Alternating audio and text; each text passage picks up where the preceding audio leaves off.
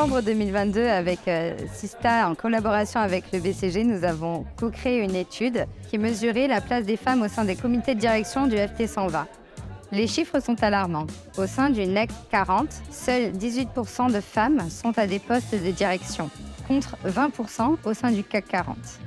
C'est dans ce contexte qu'avec Little Big Connection, nous avons co-rédigé un livre blanc reprenant les meilleures pratiques qui existent en matière de parité chez les entreprises de la tech en France.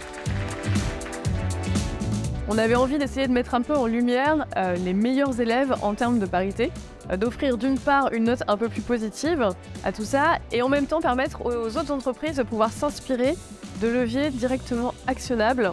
On a créé donc ce livre blanc qu'on a présenté ce soir chez Google et j'étais vraiment ravie en fait de voir à quel point les différentes anecdotes qui ressortaient dans le panel qui a suivi illustraient ces fameux 10 enseignements qu'on a tirés du livre blanc.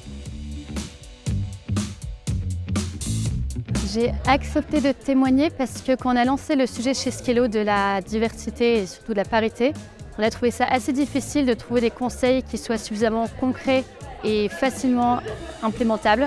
Et du coup, c'était une manière de contribuer à aider d'autres entreprises à mon tour. Plus de parité dans les entreprises et notamment dans les instances dirigeantes, c'est quelque chose qui me paraît absolument crucial. À tous les niveaux, pour que les équipes fonctionnent bien, pour créer des parcours visibles pour les jeunes filles. Moi-même, j'ai bénéficié de conseils de femmes et donc c'était important pour moi de transmettre aussi.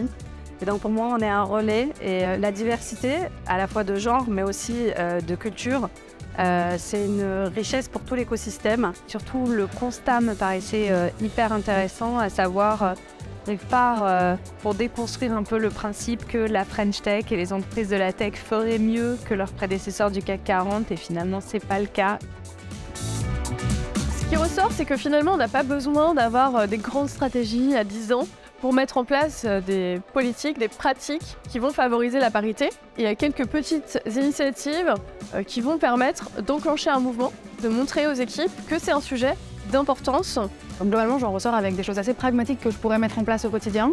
Donc j'ai trouvé ça à la fois hyper utile et très réconfortant. Ça a renforcé aussi certaines choses en quoi je croyais, comme de ne pas partir directement sur des biais ou des comportements, de vraiment utiliser des données chiffrées. J'ai beaucoup aimé la diversité des intervenants et aussi la diversité des supports. On a parlé d'un livre, il y avait une table ronde, il y avait une étude avec des chiffres. Donc j'ai trouvé que c'était très riche et très intéressant d'avoir différents points de vue.